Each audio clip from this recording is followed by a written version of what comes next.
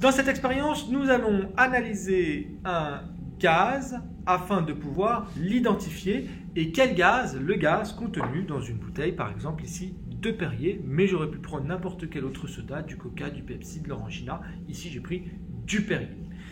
Mais pour pouvoir analyser ce gaz à l'aide d'eau de chaud, qui a la propriété de se troubler en présence de dioxyde de carbone, il va falloir l'extraire de ma boisson. Pour extraire ce gaz, je vais utiliser une potence, un tube à essai, un cristallisoir rempli d'eau et des tubes en caoutchouc. On y va.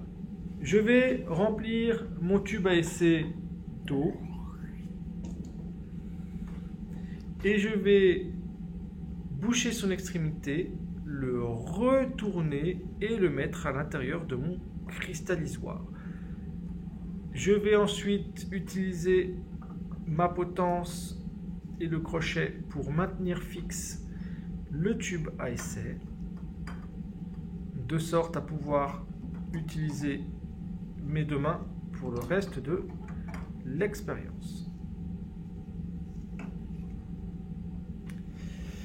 On observe que le tube à essai est toujours entièrement rempli d'eau.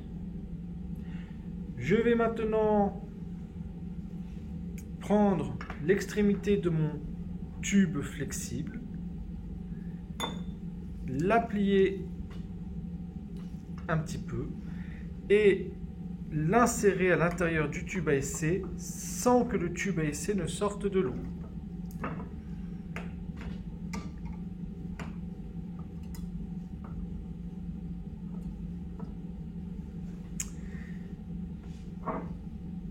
J'ouvre ma bouteille de Perrier, je connecte l'adaptateur sur le goulot, la vanne est fermée, ce qui signifie que le gaz contenu dans ma bouteille reste bien dans la bouteille, et je viens connecter à mon adaptateur l'autre extrémité de mon tube flexible. Si je regarde ce que j'ai bien connecté le goulot de ma bouteille de Perrier directement à mon tube à essai rempli d'eau à l'intérieur de mon cristallisoir. Je vais maintenant donc pouvoir procéder à l'extraction du gaz.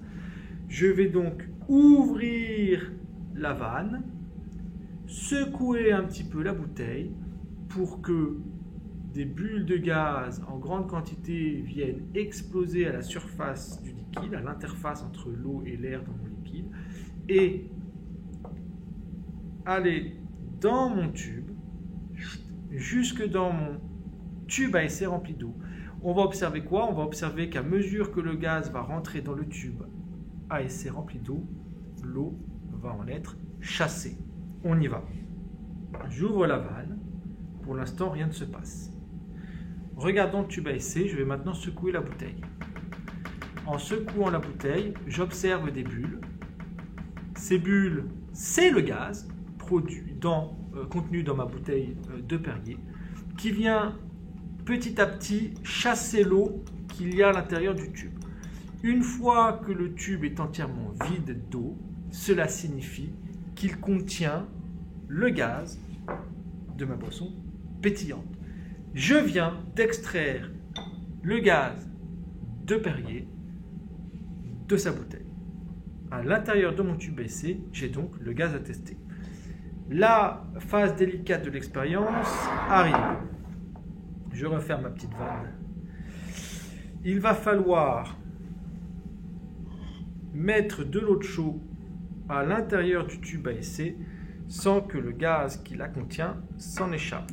Donc je retire mon tube flexible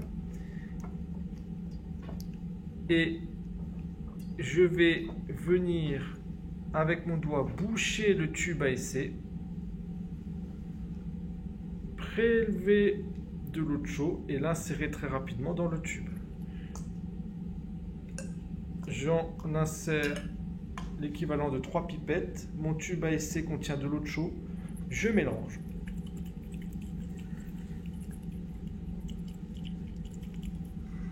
Et on observe que l'eau de chaud qui était initialement transparente a changé de couleur elle s'est troublée, elle est devenue blanchâtre. Cela signifie que le gaz avec lequel l'eau de chaux est rentrée en contact est du dioxyde de carbone. Faisons maintenant la synthèse puis le bilan de notre expérience. Nous avons utilisé une potence ainsi qu'une cuve d'eau que l'on appelle en chimie un cristallisoire dans lequel nous avons mis un tube à essai rempli d'eau à l'envers de sorte à ce que l'eau reste dans le tube à essai. Ce tube à essai que nous avons plongé dans notre cuve d'eau, nous l'avons connecté à une boisson gazeuse grâce à ce qu'on appelle un tube de dégagement. En secouant la bouteille d'eau pétillante, nous avons vu que l'eau était progressivement chassée du tube à essai, ce qui nous permettait de recueillir le gaz contenu dans la boisson pétillante. Une fois que nous avons recueilli le gaz contenu dans notre boisson pétillante, nous allons utiliser de l'eau de chaux pour le tester. Pour cela, nous avons très rapidement inséré quelques millilitres d'eau de chaux dans notre tube à essai qui contient le gaz que nous avons extrait. Nous avons agité le tube à essai et nous avons obtenu comme résultat que l'eau de chaux s'est troublée.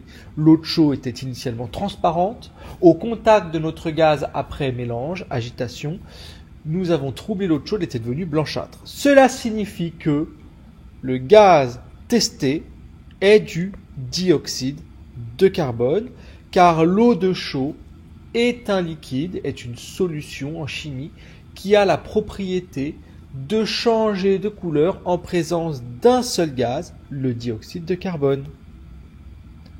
Cela nous permet donc de conclure que l'eau de chaux permet d'effectuer un test d'identification de dioxyde de carbone.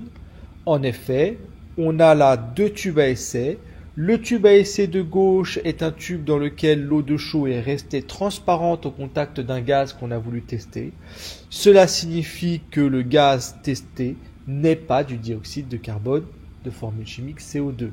En revanche, le tube à essai que nous avons à droite, lui, contient de l'eau de chaux qui s'est troublée en présence du gaz que nous avons voulu tester. Si l'eau de chaux s'est troublée, cela signifie que le gaz testé est bien du dioxyde de carbone. L'eau de chaux est donc une solution qui nous permet de savoir si un gaz est du CO2 ou n'est pas du CO2, c'est-à-dire du dioxyde de carbone.